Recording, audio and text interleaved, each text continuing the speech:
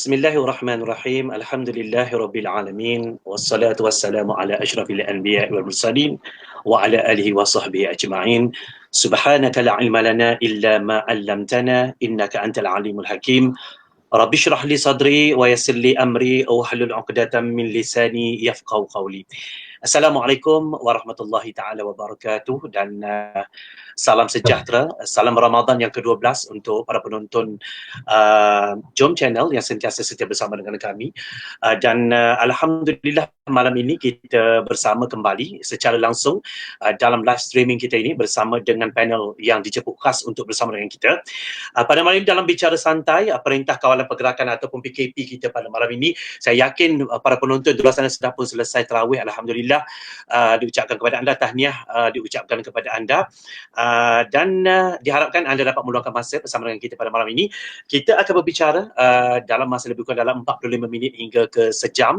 Jadi pastikan kalau sekiranya anda ada sebarang persoalan ataupun cadangan ataupun apa-apa saja ucapan yang ini disampaikan kepada panel kita, anda boleh terus kepada ruangan komen dan insya-Allah pihak penerbit akan menghantar kepada saya dan saya akan bacakan, dan insya-Allah kalau ada persoalan panel kita akan menjawab untuk anda pada malam ini insya-Allah. Jadi malam ini kita rasa sungguh bertuah, insya-Allah kita akan bersama dengan yang berhormat Datuk Mahfuz Omar, panel kita yang kita bawakan secara langsung dari Al-Ustaz, daripada rumah YB sendiri, dan saya di Puchong. Kita bertemu di siaran bicara santai pada malam ini, dan kru Jom Channel pula berada di Shah Alam. Itu dah dia gabungan-gabungan dah hasil yang kami dapat bersama dengan anda. Assalamualaikum Datuk.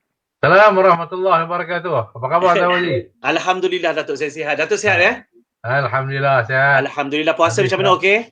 Okey, selesai tarawih semua tadi, habis more. Alhamdulillah, alhamdulillah.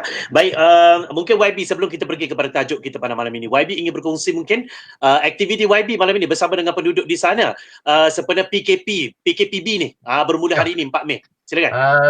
Rutin saya macam biasa juga, tapi cuma dalam suasana PKP ini kita keluar untuk memberikan sumbangan, bertemu dengan masyarakat yang memerlukan bantuan dan pertolongan. Jadi kita berilah sumbangan-sumbangan sekadar yang termampu, kerana kita tidak dibiayai oleh kerajaan. Ahli parlimen tidak lagi dibiayai oleh kerajaan, malah bantuan daripada kerajaan yang asalnya untuk diperuntukkan kepada ahli-ahli parlimen, tak kira pembangkang ataupun kerajaan, telah dipolitikkan akhirnya dan dinafikan untuk diberikan melalui ahli-ahli parlimen. Sebaliknya, di kawasan-kawasan yang dimenangi oleh pembangkang diberikan melalui parti-parti politik Perikatan Nasional. Baik, kalau kita lihat, kalau YB, menurut pandangan YB, tahap kepatuhan rakyat ataupun kawasan Parlimen YB sendiri, bagaimana? Alhamdulillah, tahap kepatuhan di negeri Kedah ni, dan kita lihat baik, walaupun mereka keluar tetapi mengikut SOP yang telah pun ditentukan oleh pihak berkuasa, dan mereka sangat memahami kesan-kesan daripada kalau mereka keluar dengan melanggar SOP akan menyebabkan keadaan PKP ini akan lebih panjang. Jadi tentu mereka nakkan satu keadaan yang lebih selesa untuk mereka boleh ke masjid, ke surau selepas daripada ini. Kalau penagih kedai mamak tu mereka nak lepak kat kedai mamak. Jadi lepas tarawih mereka nak lepak kat kedai kan. Jadi sekarang ni semua je tak boleh lagi. Jadi kita harap dengan suasana zon hijau di Kedah ini akan memberikan sedikit kelegaan lah untuk kerajaan negeri menyesuaikan balik dengan perintah PKP bersyarat yang telah pun ditetapkan oleh pihak berkuasa di Persekutuan. Ya, okey, alhamdulillah. Tahniah YB untuk kawasan YB di sana. Baik, YB, malam ini kita nak berbicara tentang Malaysia pasca PKP COVID-19. Okey, pastinya kita cukup menyedari bahawa apa yang kita hadapi sekarang ini bukanlah sesuatu yang biasa. Malah tidak pernah berlaku seperti ini sepanjang hidup kita. Pastinya mereka yang hidup sekarang ini pasti akan mengatakan bahawa tidak pernah melalui fasa sebegini lama ya dalam virus yang membunuh ini. Dan pastinya apa yang kita nak bicara pada malam ini adalah Malaysia pasca PKP COVID-19. Okey. Apa yang bakal kita hadapi? Bagaimana rakyat untuk terus survive? Bagaimana PKS akan terus membina perniagaan mereka, dan bagaimana kita sebagai rakyat untuk terus membina negara bangsa dan sebagainya. Kita nak mendapatkan huraian pertama daripada YB tentang tajuk kita dahulu, YB, pada malam ini. Silakan, YB. Baik, terima kasih Zawazi. Tajuk yang dipilih ini sangat baik. Sebelum kita pergi kepada tajuk iaitu Malaysia pasca PKP COVID-19 ini, kita juga perlu melihat kepada apa yang sedang berlalu, sedang berjalan sekarang ni. Kita melihat bahawa keadaan yang tak begitu stabil, sesuatu keputusan-keputusan yang dibuat oleh pihak berkuasa yang tidak dilihat mengambil kira perkara-perkara yang sewajarnya. Contoh bagi saya, maknanya apabila keputusan PKP bersyarat ini, langsung tidak mengambil kira kepada pendapat-pendapat dan pandangan-pandangan yang ada di negeri-negeri terlebih dahulu. Kerajaan-kerajaan negeri. Kerajaan-kerajaan negeri. Bukan sahaja kerajaan-kerajaan negeri yang diperintah oleh apa yang disebut sebagai yang bukan daripada Perikatan Nasional, tetapi juga daripada kerajaan-kerajaan negeri daripada Perikatan Nasional, UMNO dan Barisan Nasional, umpamanya Kelantan, Pahang, Sarawak dan sebagainya. Jadi saya lihat bahawa mereka buat sesuatu itu ikut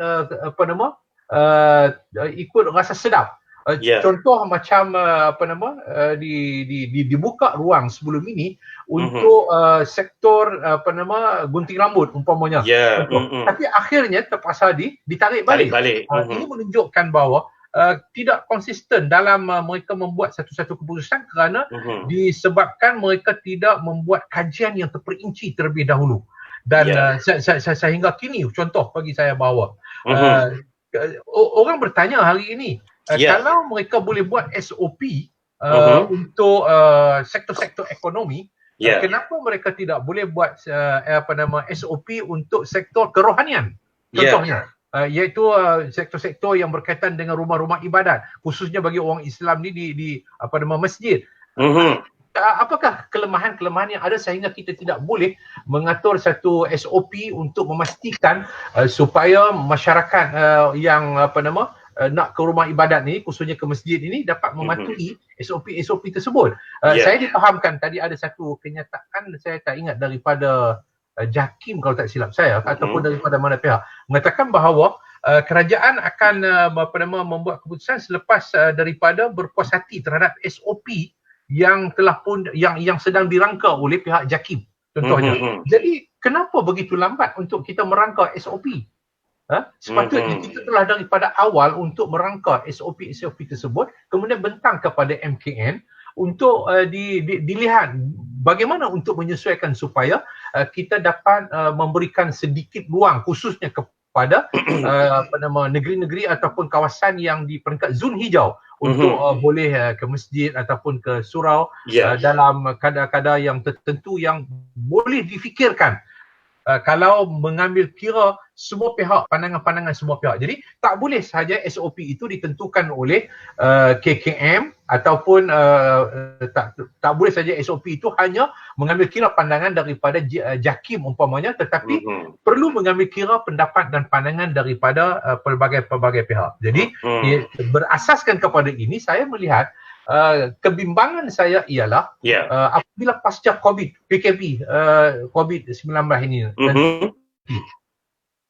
dalam keadaan kerajaan yang berkuasa pada hari ini, iaitu Perikatan Nasional ini, kerajaan yang tidak stabil, yang sudah pun menggambarkan ketidakpuasan hati antara satu sama lain, dan dilihat mereka lebih mementingkan kepada habuan-habuan politik, politik yang perlu diagihkan kepada sesama sendiri daripada melihat secara serius tentang kepentingan dan keperluan yang diperlukan oleh masyarakat dan rakyat. Jadi ini yang saya katakan bahawa sejak daripada awal saya menganggap bahawa ini disebabkan oleh kerana kerajaan ini terbina iaitu kerajaan luar tabi'i. Kerajaan yang di luar tabi'i. Kerajaan yang berasaskan kepada tabi'i dalam pembentukan sebuah kerajaan mesti berasaskan kepada konsep demokrasi pilihan raya, iaitu mendapat mandat daripada rakyat.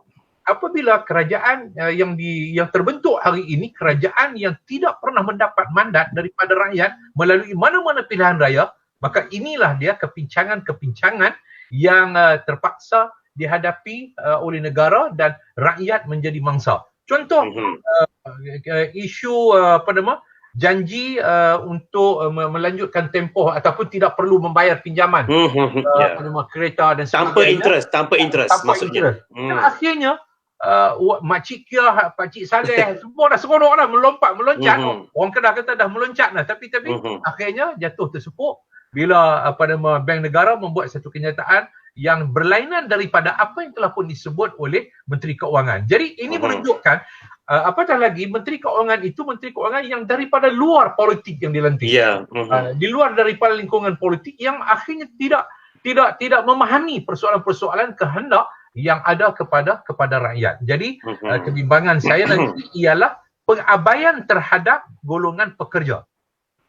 Pengabaian terhadap golongan pekerja sebab sekarang ini pun sudah ada pihak industri khusus macam hotel, majalah, percetakan dan sebagainya, memberhentikan pekerja-pekerja. Walaupun ada skim insentif yang dibuat oleh kerajaan, iaitu skim pengekalan program pengekalan pekerjaan ERP dan juga program subsidi upah, tetapi sudah pasti bahawa dia tidak dapat menyelesaikan masalah sebab majikan macam mana pun akan terpaksa mengecilkan saiz pekerjaan di syarikat masing-masing. Sebab mereka juga mengambil kira kalau mereka nak kekalkan saiz pekerjaan yang ada ini dengan diambil kira dengan soal pasaran. Yang boleh mereka pasarkan produk-produk mereka itu. Jadi sudah tentu dalam suasana PKP ekonomi yang merudum ini, yang hanya dijangka bermula pemulihan itu pada awal 2021. Maka sudah pasti pemberhentian, pengurangan dan pemberhentian pekerja ini akan berlaku. Jadi sebab itu saya telah mencadangkan dalam satu kenyataan saya baru-baru ini untuk supaya kerajaan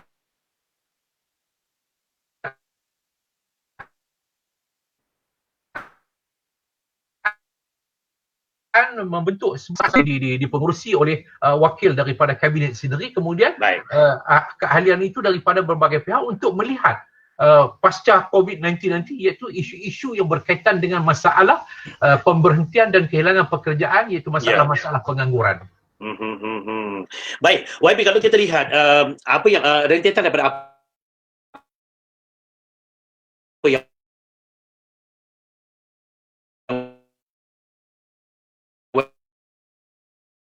dikatakan tadi tentang itu masih lagi lama.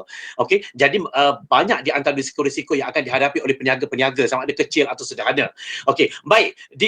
Dikatakan bahawa dijangka ramai rakyat akan kehilangan pekerjaan, PKS yang bakal gulung tikar dan banyak syarikat-syarikat yang tidak sanggup lagi meneruskan perniagaan atau operasi kerana tidak mampu untuk menanggung kos dan sebagainya. Komen Datuk tentang apa yang telah diberikan dalam rancangan pakej rancangan ekonomi sempena PKP kepada rakyat Malaysia ataupun mereka yang mengusahakan perniagaan.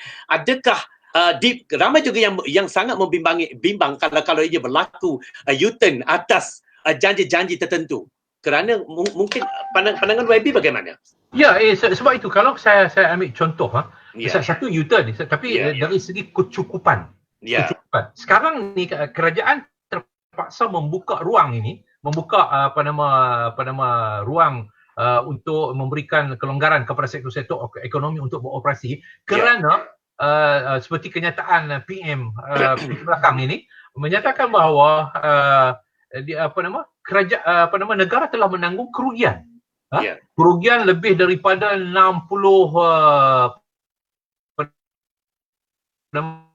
bilion kalau tak silap saya. Bilion untuk satu tempoh yang saya ingat sekarang ini.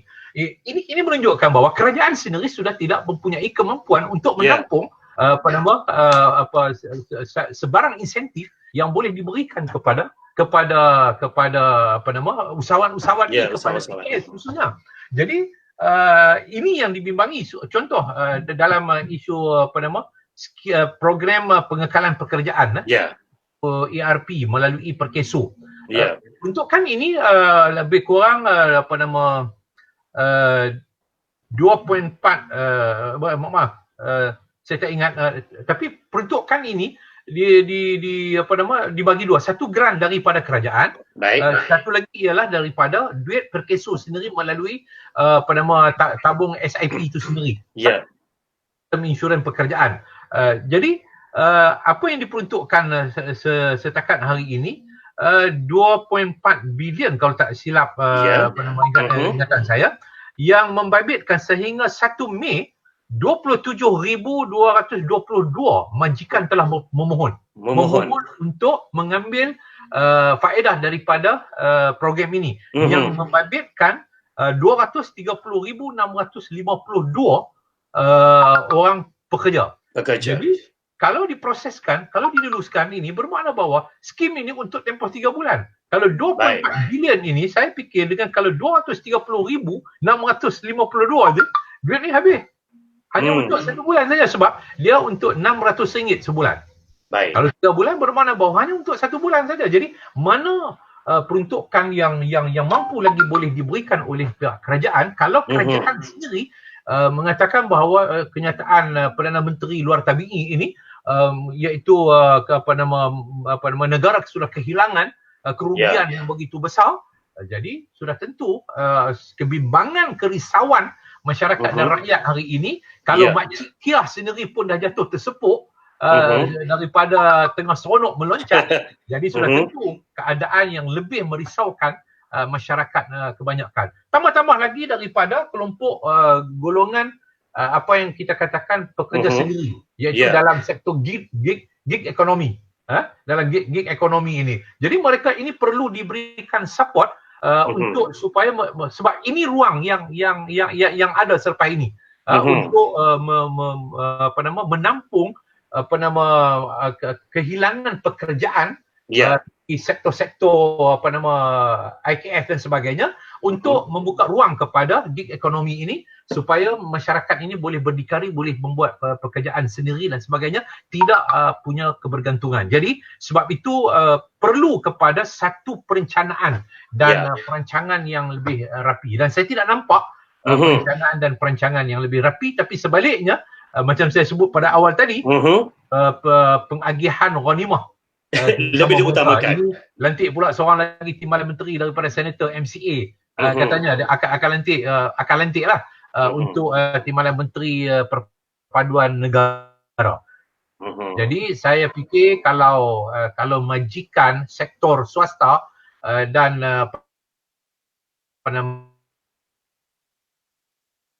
IKS ini yang bakal elok Perdana Menteri Luar Tabi'i ini supaya mengecilkan saiz kabinet. Mengecilkan saiz kabinet daripada jumlah yang ada ini, menteri dikecilkan menjadi, saya ingat cukup dalam 18 orang. 18 orang untuk mengambil tanggungjawab. 18 orang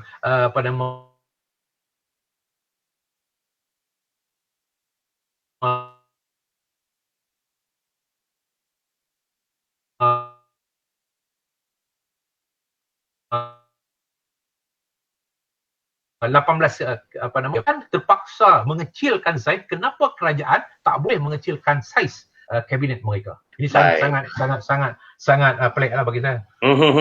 YB, setakat ini saya rasa YB lebih arif sebab YB merupakan ahli parlimen. Sekarang ini dianggap sebagai pembangkang lah apabila kerajaan PN mentadbir negara. YB sebagai pihak pembangkang, pengalaman YB, mungkin YB boleh menceritakan kepada rakyat di luar sana tentang penerimaan pandangan daripada pihak pembangkang setakat ini dalam usaha kita untuk memastikan bahawa pasca COVID-19 ia lebih terurus dan terancang. Pandangan. Apa? Pandangan apa? Pandangan daripada pihak pembangkang, bagaimana diterima oleh pihak PN sekarang ini, setakat ini? Terima apa tu? Saya tak. Maksudnya kalau sebarang cadangan ataupun apa yang disuarakan oleh pihak pembangkang sekarang ini, adakah pihak PN menerima dengan hati terbuka ataupun mengelak langsung untuk berbincang atau bagaimana? Tak, sebab itu saya contoh begini ya. Kita minta supaya diadakan sidang parlimen. Baik. sidang parlimen ini bagi saya bahawa satu benda yang cukup baik untuk menjadi medan untuk pihak pembangkang, ahli-ahli parlimen ini memberikan idea-idea kepada kerajaan, sebab ini merupakan satu ruang secara rasmi, secara demokratiknya untuk kita menjadi penyemak dan imbang, semak imbang. Boleh berlaku terhadap pada pakej rangsangan yang dikatakan 260 bilion 260 bilion kalau tak silap ingatan saya. Jadi ini yang sepatutnya. Tetapi apa yang berlaku sebaliknya, sidang hanya diadakan satu hari, itu pun hanya untuk tempoh, saya ingat mungkin tak sampai dalam tempoh tak lebih daripada 3 jam. Tak lebih daripada 3 jam saya ingat sidang akan selesai. Jadi sedangkan bagi saya ucapkan tahniah kepada Yang Amat Berhormat Ketua Menteri Sabah yang boleh mengadakan sidang seperti biasa selama 3 hari.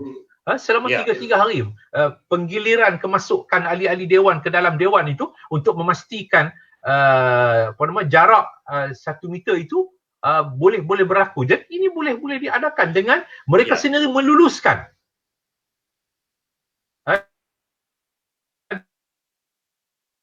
di dalam kerajaan di negeri Sabah. Jadi ini terbukti menunjukkan bahawa kerajaan tak begitu mengambil apa-apa pendapat dan pandangan daripada pihak pembangkang yang juga punya pengalaman sebelum ini berada dalam kerajaan, walaupun dalam tempoh yang taklah begitu panjang, tetapi kita sedikit sebanyak ada pengalaman tahu bagaimana hal-hal yang berkaitan dengan pengurusan negara kita pada hari ini. Baik YB, berbicara tentang YB cakap tadi tentang semak dan imbang. Okey, kalau kita lihat sebelum ini ada di antara permintaan daripada pihak pembangkang, maksud saya pembangkang sekarang lah, pihak YB dan juga sahabat-sahabat yang meminta supaya diadakan sidang parlimen dan sebagainya, tetapi akhirnya dikatakan bahawa tolaklah ke tepi duduk politik dan sebagainya, kita fokus COVID-19 dahulu dan sebagainya. Tetapi yang kita rasa macam agak terkilan apabila pihak kita menyuarakan, mereka mengatakan tolong jangan politikkan isu COVID-19. Tetapi dalam kita menempuh COVID-19, pelbagai aktiviti politik, pembahagian ghanimah, jawatan dan JLC dan sebagainya terus dilakukan untuk memastikan bahawa dalam keadaan masa yang terdesak ini digunakan untuk pembahagian ghanimah kepada mereka yang terlibat untuk memastikan tiada sebarang kekecewaan akan berlaku. Komen YB di situ. Ya, sebab itu mereka membicarakan soal bahawa jangan politikkan COVID-19 PKP dan PKP ini. Kita tidak pernah mempolitikkan PKP, tetapi kita berusaha untuk meminta sidang parlimen untuk kita dapat membantu bagaimana untuk kita memastikan supaya kehidupan masyarakat dan rakyat ini tidak terabai. Tapi sebaliknya apa yang berlaku seperti yang saya sebutkan tadi, seperti Zawadi juga menyebut, mereka lebih melihat kepada soal pengagihan ghanimah. Mereka menganggap bahawa ini merupakan peluang untuk diberikan tempat supaya sebabnya begini. Sebab PM luar tabi'i ini, Perdana Menteri luar tabi'i ini tidak confident, tidak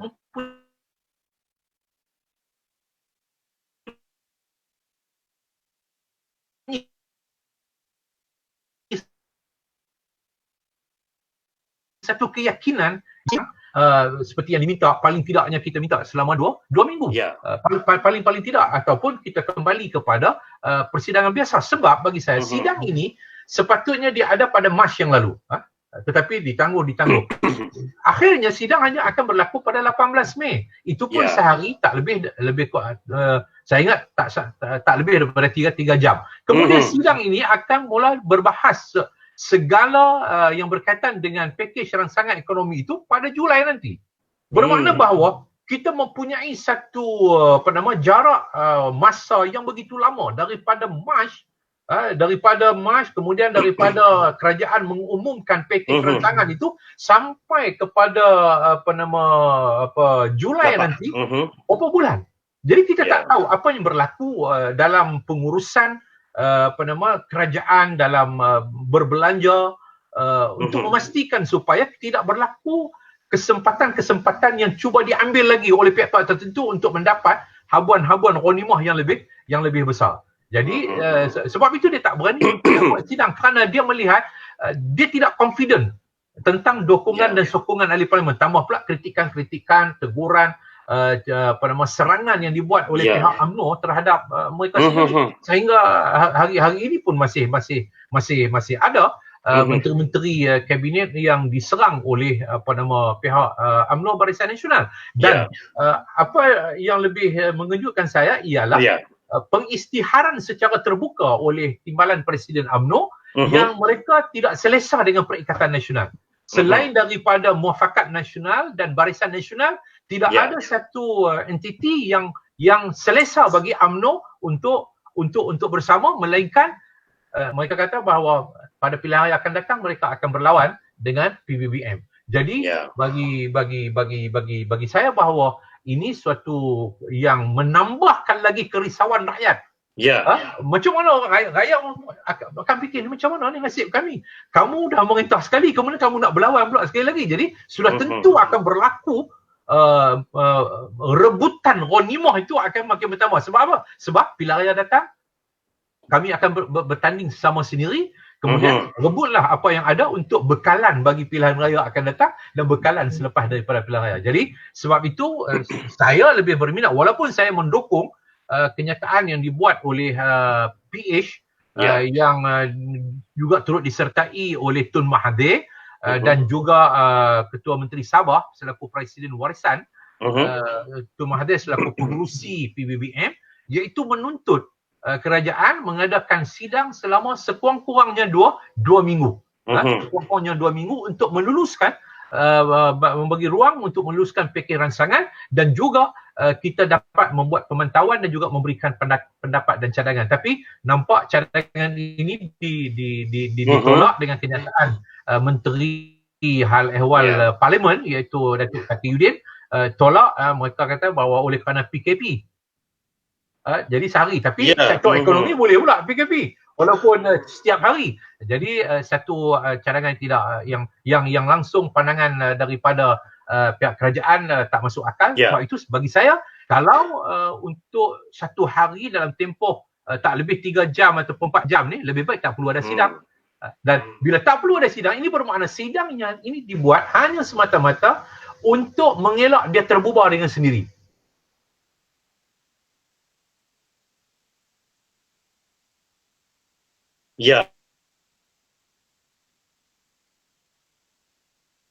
Sebab apabila tempoh 6 bulan, kerana kerajaan ni kerajaan luar tabi'i dan perlu kembali kepada tabi'i sesebuah kerajaan, iaitu mesti mendapat mandat daripada rakyat. Jadi biar berubah lagi mudah untuk rakyat. Okey, Datuk, saya ada soalan daripada penonton kita, Khalifah Cinta. Assalamualaikum Datuk. Soalannya, PKPB dah start, pasaraya dah mula penuh, jalan dah mula penuh, maksudnya sidang parlimen boleh buat lama lebih sikit lah ya? Ke macam mana YB? Itu saya katakan bahawa sektor ekonomi dibuka untuk mereka beraktiviti, bagi tujuan untuk produk mereka, segala hasil mereka dapat dipasarkan dan sebagainya untuk ekonomi negara. Itu satu benda yang baiklah, dan kita harap bahawa sektor-sektor ekonomi ini akan mengikut SOP yang betul. Mereka tidak boleh lalai, mereka mesti serius untuk kita mengelak daripada PKP yang lebih lama, yang lebih panjang. Tetapi bagi saya bahawa tak sewajarnya kerajaan yang berpandangan bahawa sektor ekonomi boleh beraktiviti, kenapa parlimen tidak boleh beraktiviti seperti biasa? Ini isu dia. Jadi sebab itu menunjukkan bahawa kerajaan ini, ahli kabinet ni terlalu lemah, Perdana Menteri terlalu lemah, tak berani, tak confident yang mereka akan mendapat sokongan, yang dia akan mendapat dukungan dan sokongan majoriti daripada ahli parlimen. Bermakna bahawa dia sendiri ragu, tidak ada kepercayaan kepada ahli parlimen, walaupun dia dah beri bermacam-macam, lantik menteri, lantik di mana menteri, lantik JLC itu, agensi ini dan sebagainya, tapi dia masih tak confident. Dia masih menganggap bahawa ini boleh berlaku apa saja. Kalau ada undi tidak percaya yang dibawa, maka sudah tentu akan berlaku sebaliknya. Jadi pandangan YB sendiri, adakah penangguhan ataupun memberikan masa yang secepat mungkin untuk sidang parlimen itu merupakan maksud saya adalah memandangkan kononnya PKP ini berlangsung maka tak boleh buat lama. Adakah itu merupakan satu alasan yang dicipta atau bagaimana? Apa dia? Alasan yang dicipta oleh pihak PN atau macam mana? Untuk Ya, memastikan sudah tentu bagi saya bahawa mereka hanya menjadikan satu alasan. Sepatutnya kalau itu alasan PKP itu sebagai satu alasan parlimen tidak boleh diadakan lebih lama, bermakna bahawa sektor ekonomi juga tidak boleh dibuka. Sektor ekonomi juga tidak boleh dibuka. Jadi ini bagi saya bahawa mereka cuba berselindung di sebalik PKP. Mereka cuba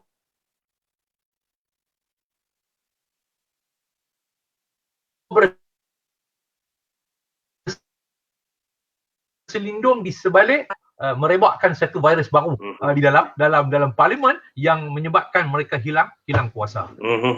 Baik YB, sejauh mana kalau kita lihat pandangan YB tentang kemampuan negara selepas ini dalam memastikan rakyat akan terus hidup tanpa dalam keadaan tertekan? Saya tidak masukkan kepada bantuan one off yang diberikan RM1,600, RM1,000 kepada rakyat Marhain. Tapi saya ingin bertanya tentang peluang, ruang, kesempatan untuk mereka memajukan diri, memulakan kembali hidup mereka seperti biasa. Kalau dikatakan sehingga 2021 baru pulih sepenuhnya, adakah kerajaan PN sekarang ini dengan keadaan dikatakan, ramai mengatakan ada juga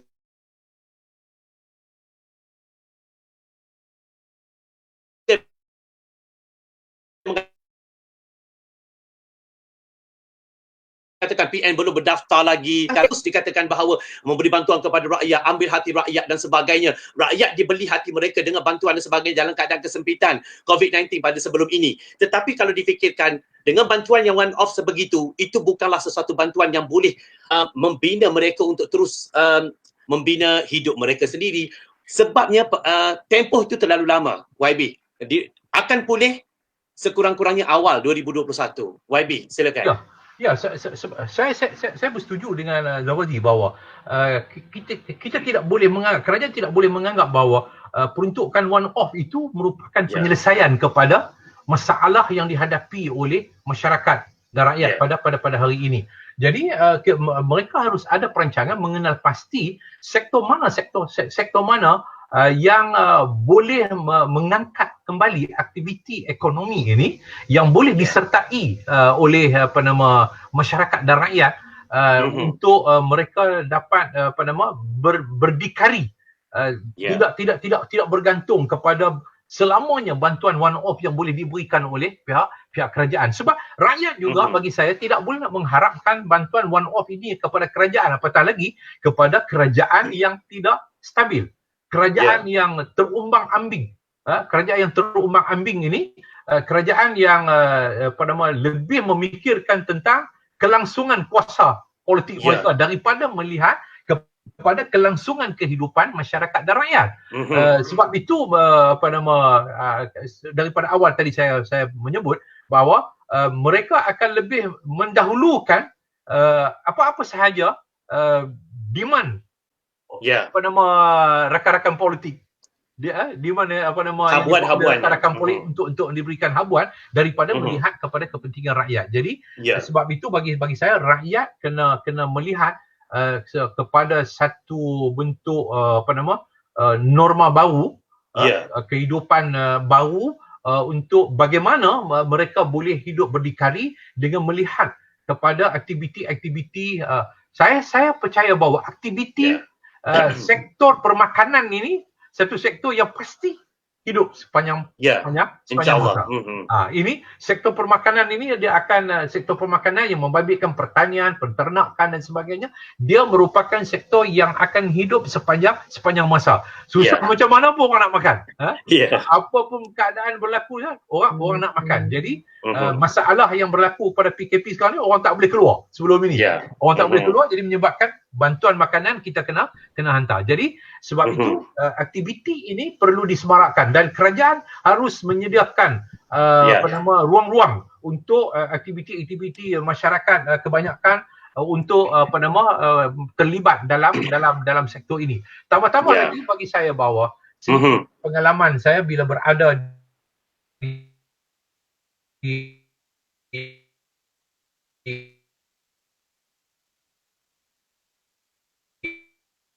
di Kementerian Sumber Makanan supaya wawasan kemakmuran bersama nanti pada tahun 2030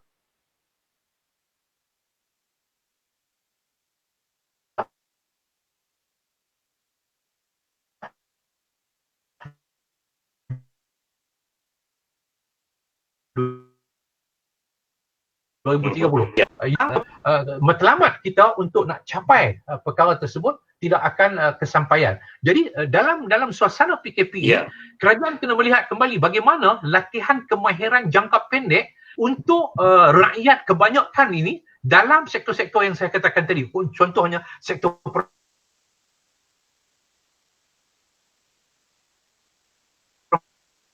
makanan, pertanian, peternakan yang menghasilkan latihan kemahiran untuk mereka dapat develop kehidupan mereka untuk satu tempoh yang lebih panjang. Jadi sebab itu peruntukan bagi latihan kemahiran yang sedia ada ini bagi saya perlu ditingkatkan antara 1 bilion ke 2 bilion satu tahun untuk menggerakkan institusi-institusi latihan kemahiran ni khususnya di peringkat swasta ni, pusat-pusat bertauliah ini supaya mereka digerakkan dan Kementerian Sumber Manusia khususnya JPK ni, Jabatan Pembangunan Kemahiran, dia kena melihat kembali tentang latihan kemahiran apa yang harus diberikan tumpuan dalam tempoh ini, sektor-sektor mana untuk dalam tempoh setahun, 2 tahun ini supaya diberikan latihan jangka pendek. Latihan jangka pendek untuk rakyat dapat hidup, dapat cari makan dan kemudian pusat-pusat bertauliah ini dapat digerakkan. Kalau tidak nanti pusat bertauliah ini, institusi latihan kemahiran ini akan down dan akan menyebabkan mereka akan terpaksa membuang pekerja dan menghadapi satu masalah lagi kepada kita semua. Jadi ini bagi saya bahawa yang harus dilihat oleh pihak kerajaan dan sekaligus kepada rakyat orang ramai khususnya. Baik YB, kita ada soalan daripada penonton daripada Wong Chi Kong. Dia bertanya pada YB, dengar cerita Azmin kata akan sue kalau negeri-negeri tak ikut arahan. Itu dia. YB, komen YB di situ. Saya agak pelik kenapa nak sue bila pula kata negeri tak ikut arahan.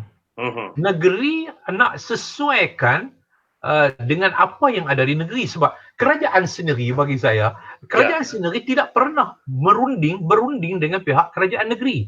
Ini saya katakan bahawa kelemahan kerajaan sangat ketara. Kita ada Majlis Keselamatan Negara. Baik. Kita ada Majlis Keselamatan Negeri. Majlis Keselamatan Negeri ini sepatutnya berhubungan antara satu sama lain.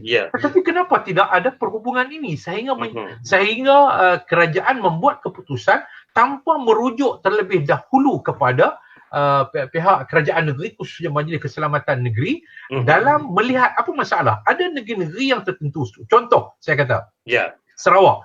Kenapa dia buat keputusan untuk agak berlainan untuk disesuaikan dengan negeri dia? Kerana dia bersempadan dengan Indonesia. Dia bersempadan dengan Indonesia. Indonesia sedang apa? Dilanda. Dilanda masalah COVID yang lebih besar.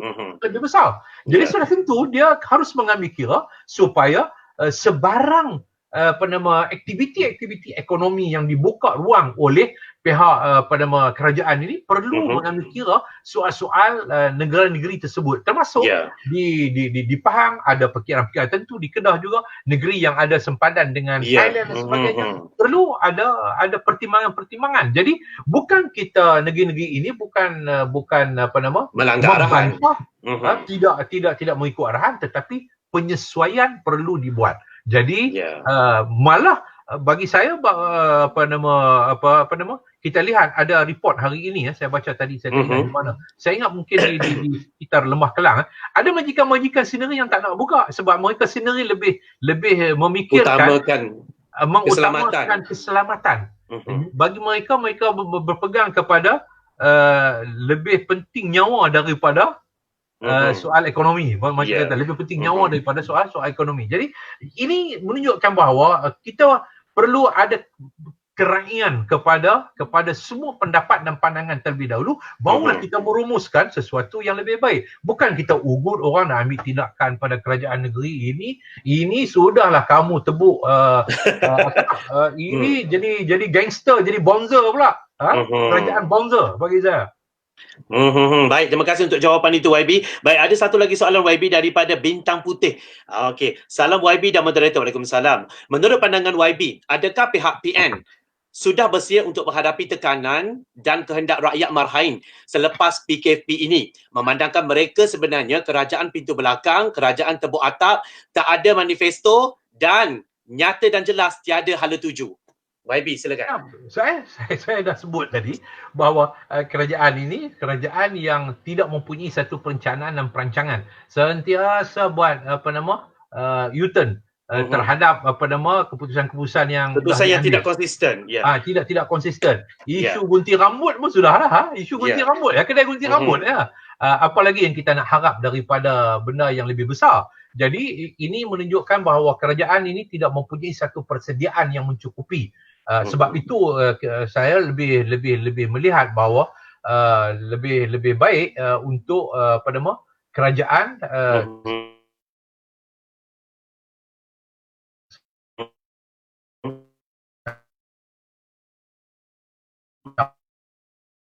ada lalui. Kalau mereka tak nak berubah, mereka biarlah terubah dengan sendiri, iaitu dengan tak perlu dipanggil sidang parlimen.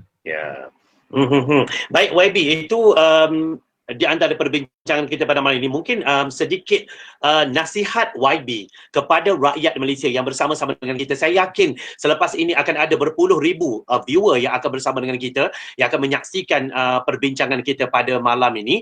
Jadi saya serahkan kepada YB untuk nasihat YB, harapan YB kepada rakyat untuk memastikan bahawa pasca COVID-19 ini akan kita hadapi bersama-sama, dan rakyat sepatutnya harus memikirkan bahawa mandat mereka sangat berharga. Mandat yang diberikan oleh mereka. Silakan YB. Saya sangat mengharapkan pertama sekali kepada rakyat bahawa mereka tidak boleh dalam menghadapi musibah seperti ini. Kita ada dua musibah. Satu musibah rampasan kuasa yang berlaku dalam suasana COVID-19. Dalam suasana COVID-19. Yang keduanya, kita menghadapi musibah COVID-19 itu sendiri, iaitu coronavirus. Jadi kita mesti ada kekuatan jiwa di kalangan masyarakat dan rakyat yang ada dalam negara kita ini. Jadi jangan menyerah, tetapi perlu bangkit. Don't give up, you must get up.